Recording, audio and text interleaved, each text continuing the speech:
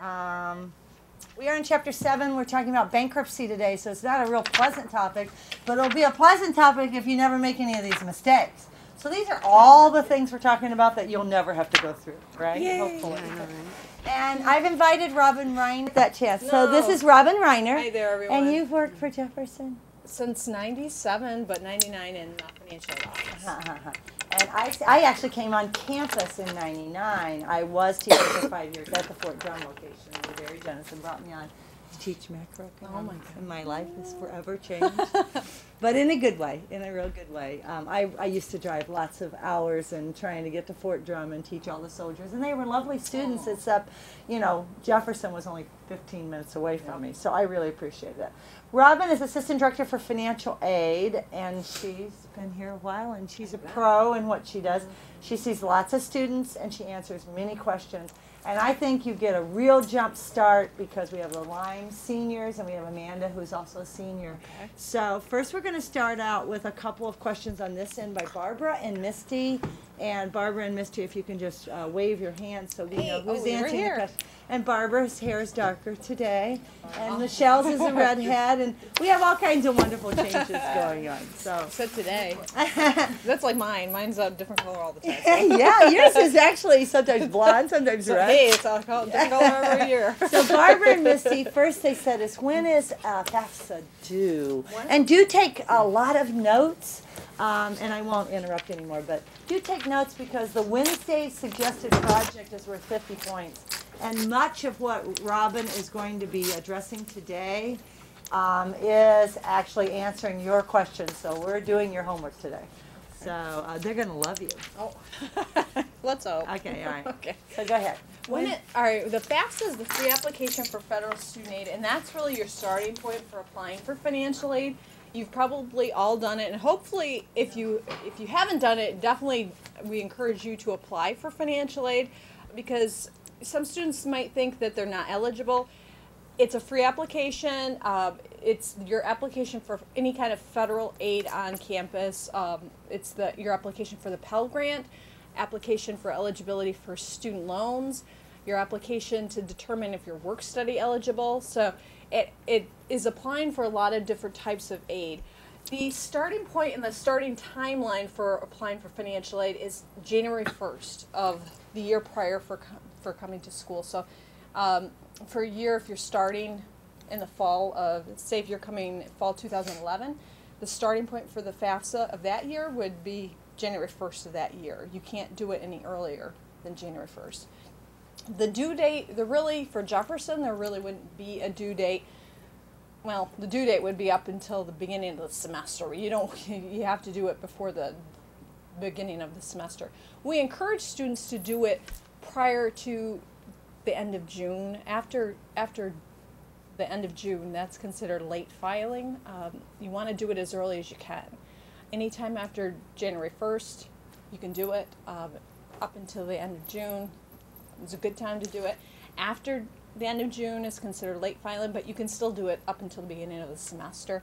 And you can also file during the semester if you haven't filed, but at that point the semester's already started, so if you're dependent on some form of financial aid to help you pay for college, then you really want to have it done before the start of the semester.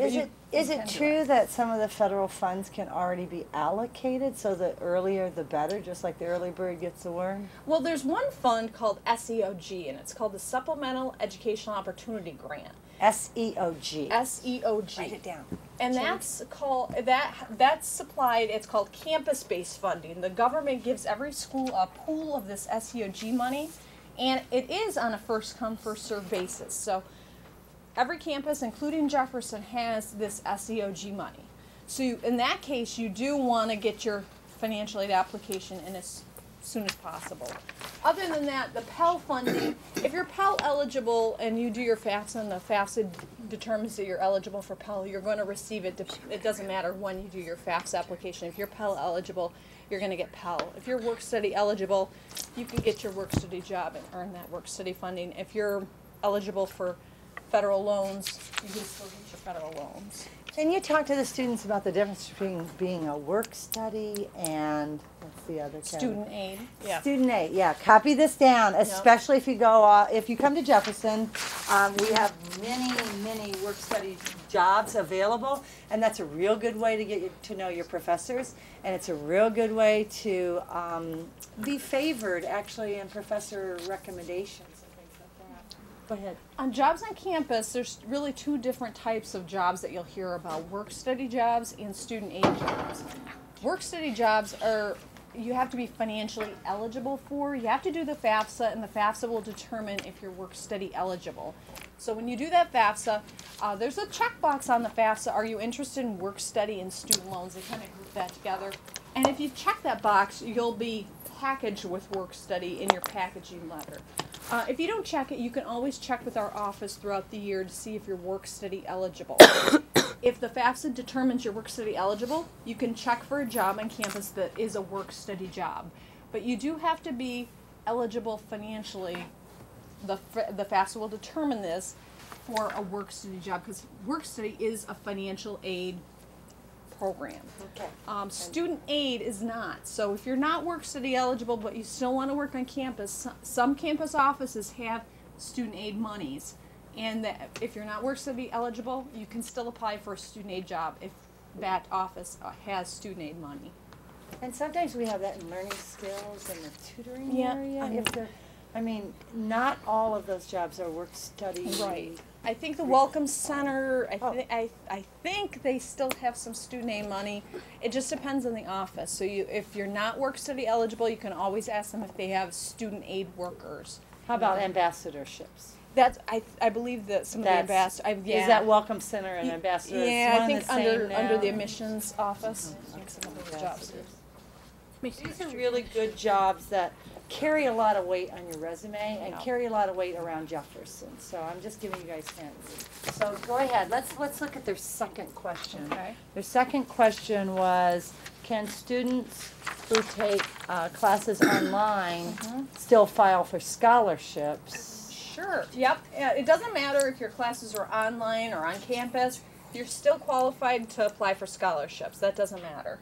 Where is the scholarship office on campus? Bingo. Okay. There's the scholarship office would be technically the financial services office. We have the applications for scholarships. They're normally out in December, and they have a due date of end of March, beginning of April. So you want to make sure that you're looking at that timeline. Now, we don't go out and hand out scholarships to students. We have students be proactive in that case. We usually have the scholarship applications in our office. We try to get the word out to the students on the bulletin boards and things, and through the instructors that the scholarships are out. Now that you're in school, you're considered continuing students. So we have a lot of continuing student scholarships. Just check them out. Again, they're usually out in December, and they're due end of March, beginning of April. How many scholarships are we talking about? Oh, geez, I'd say 50? 75? Oh, more than that. More than that. Yeah, I would say more than that. Okay. There's a variety of scholarships, and they're based on need, and they're also based on program, depending on what program you're in. So we have a wide variety of scholarships at Jefferson. We have freshman scholarships, continuing scholarships, non-traditional scholarships. And the CAN scholarship, is that CAN? Jeff Can't, yep. And that's for students in the top 15% of their class for freshmen. 15% of class freshmen. Freshmen. And it takes care of tuition?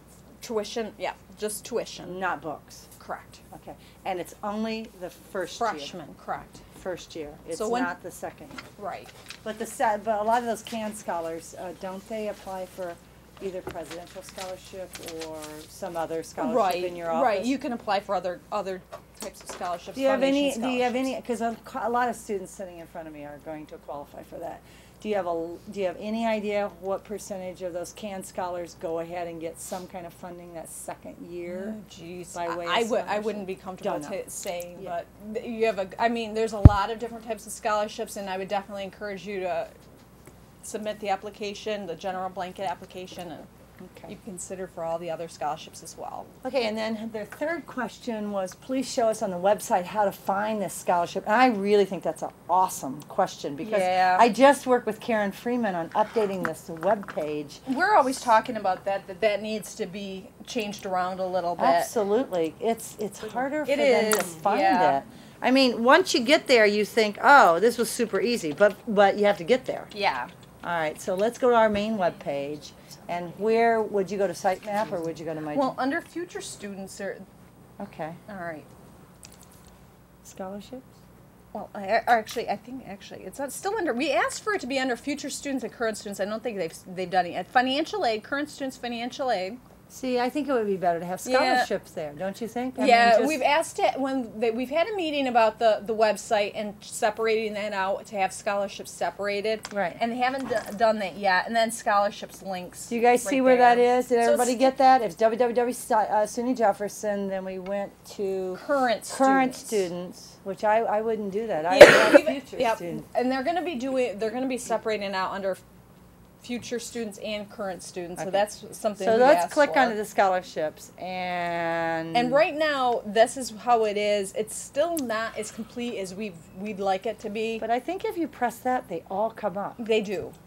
They do. There, And bingo. only certain ones have information. So it's, like I said, it's not as complete as we'd like it to be.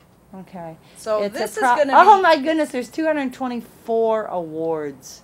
And These the scholarships are awarded by our foundation office. The foundation office is the office that goes and seeks out the donors for these scholarships. So they're the ones that goes and gets the money for the scholarships, and then the financial aid office gets the Okay. applications from the students. And So 224. That's a lot, you guys. there's a ton. Some of these go untapped.